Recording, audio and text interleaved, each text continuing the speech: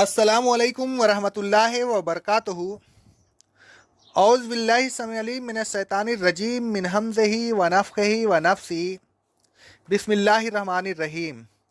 سورہ بقرہ کی آیت نمبر 35 سے لے کر 39 تک کا تفسیر چل رہا ہے، جو تھوڑا رہ گیا تھا آج بیان کریں گے انشاءاللہ۔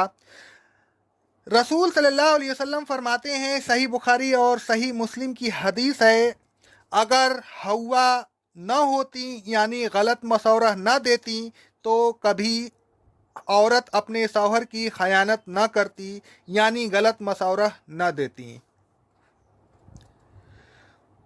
فَأَزَلَّهُمَا الشیطان الغرض آدم علیہ السلام بھی دھوکے میں آ گئے، جو عہد ان سے لیا گیا تھا اسے بھول گئے، دونوں نے اس درخت کا پھل کھا لیا اور غلطی کر بیٹھے۔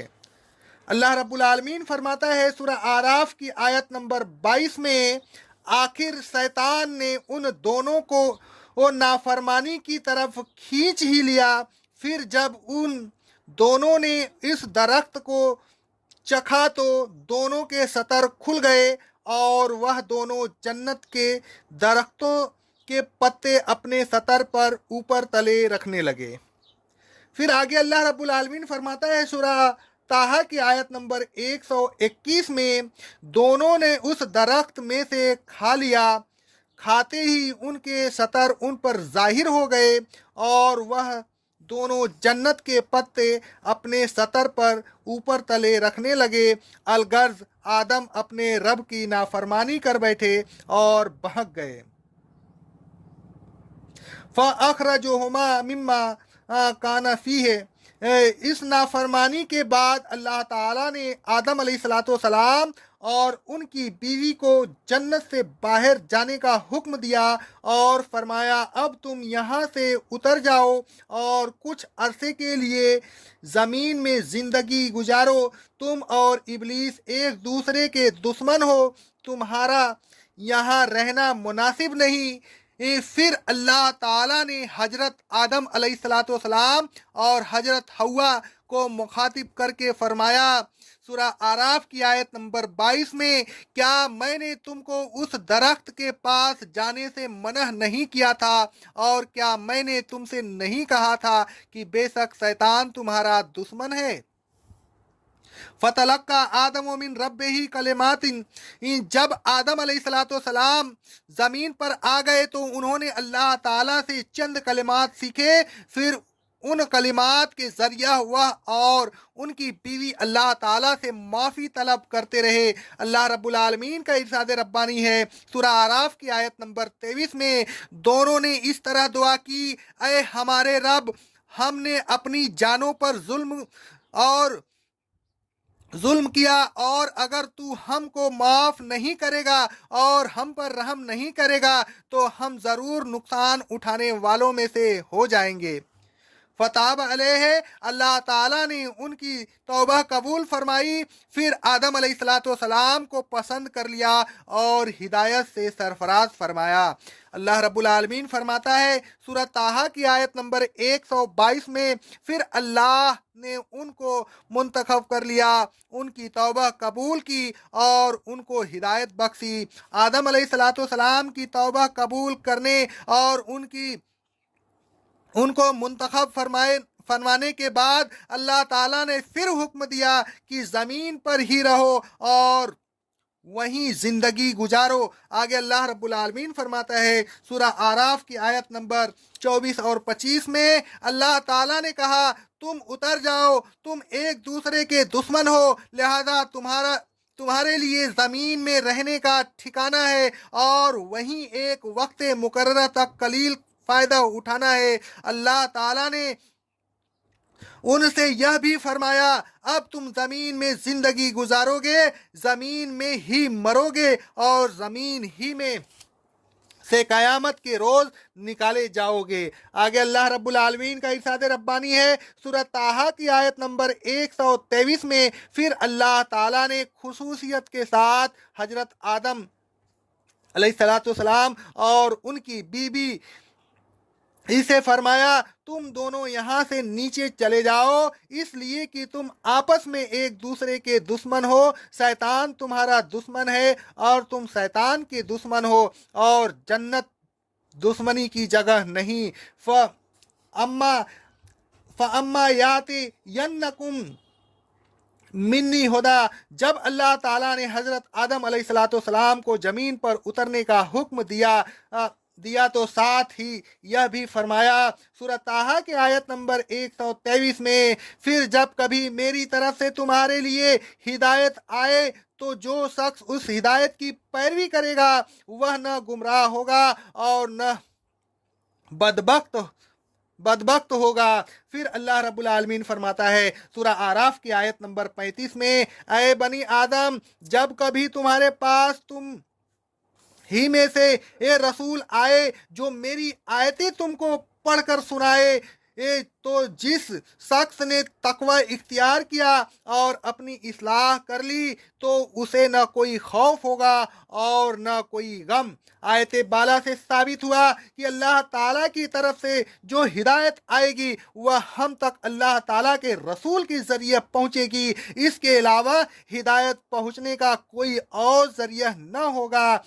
सतर के छुपाने के सिलसिले में अल्लाह ताला ने फरमाया सूरह आराफ की आयत नंबर 26 में, ऐ बनी आदम, हमने तुम पर ऐसा लिबास नाजिल फरमाया है ये जो तुम्हारे सतर भी छिपाए और तुम्हारे लिए जीनत बख्श भी हो, और तकवा का लिबास तो बहुत ही बेहतर है। यानी दुनिया की नेमतों के इस्तेमाल में तकवा को न छोड़ बैठना, इफ्तिरात और तफरीत से बचना, यह अल्लाह की आयत है जो ए नबी सल्लल्लाहु अलैहि वसल्लम आप पर नाजिल की जा रही है ताकि लोग नसीहत हासिल करें। नमाज के औकात में खुसूसियत के साथ जीनत देने वाला लिबास पहनने का हुक्म दिया। फरमाया अल्लाह रब्बुल आलमीन ने सूरह आराफ की आयत नंबर 31 में, ऐ बनी आदम, हर नमाज के वक्त अपनी जीनत की चीज़ें पहन लिया करो और खाओ पियो, लेकिन फजूल खर्ची ना करो, बेशक अल्लाह फजूल खर्ची करने वालों को पसंद नहीं करता। मंदरजा बाला आयात से साबित हुआ कि नमाज आज हो या गैर नमाज, आज सिर्फ सतर पोशी का काफ़ी नहीं, लिबास के नुज़ूल का मकसद सतर पोशी भी है और जीनत भी, और नमाज में जीनत का खुसूसियत से हुक्म दिया गया। फिर अल्लाह रब्बुल आलमीन ने शैतान के हरबों से होशियार रहने का हुक्म दिया। फरमाया सूरह आराफ की आयत नंबर 27 में, ऐ बनी आदम, होशियार रहना, कहीं ऐसा न हो कि शैतान तुम्हें बहका दे जिस तरह उसने तुम्हारे माँ बाप को बहका दिया था और जन्नत से निकलवाया था और उनसे उनके कपड़े उतरवा दिए थे ताकि उनके सतर एक दूसरे को दिखाई ही दे। वह और उसका कबीला ऐसी जगह से तुमको देखते हैं जहां से तुम उनको नहीं देखते। हमने शैतान को उन्हीं लोगों का दोस्त बनाया है जो ईमान नहीं लाते। फिर अल्लाह रब्बुल आलमीन ने फरमाया, जो लोग ईमान नहीं लाएंगे और हमारी आयतों को झुठलाएंगे यही लोग दोज़खी हैं और यह दोज़ख में हमेशा रहेंगे। जन्नत दोज़ख में हमेशा रहने के सिलसिला में रसूल सल्लल्लाहु अलैहि वसल्लम फरमाते हैं, सही बुखारी की हदीस है और सही मुस्लिम की हदीस है, मौत को लाया जाएगा और जन्नत और दोज़ख के दरमियान उसे रख कर ज़बह कर दिया जाएगा। फिर एक मुनादी निदा करेगा, ऐ अहले जन्नत, अब मौत नहीं आएगी, और ऐ अहले दोज़ख, अब मौत नहीं आएगी। यह सुनकर जन्नतियों की खुशी में और दोज़खियों के गम में इजाफा हो जाएगा। फिर रसूल सल्लल्लाहु अलैहि वसल्लम ने यह आयत तिलावत फरमाई सूरह मरियम की आयत नंबर 39 में, और ए रसूल सल्लल्लाहु अलैहि वसल्लम, आप उन लोगों को हसरत के दिन से डराइए जिस दिन उस बात का फैसला हो जाएगा कि कौन जन्नती है और कौन दोज़खी। अफसोस, लोग इस कदर फहमाइश के बावजूद गफलत में पड़े हुए हैं और ईमान नहीं लाते।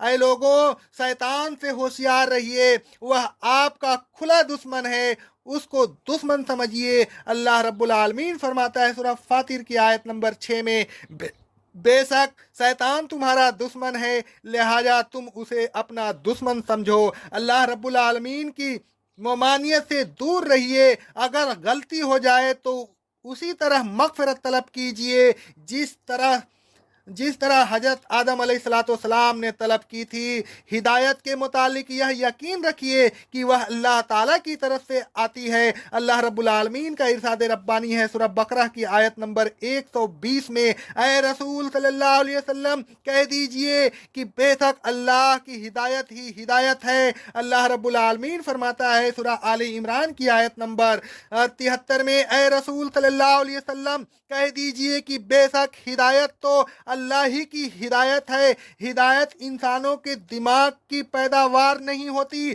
हिदायत कयासात और इज्तिहादात से नहीं मिलती।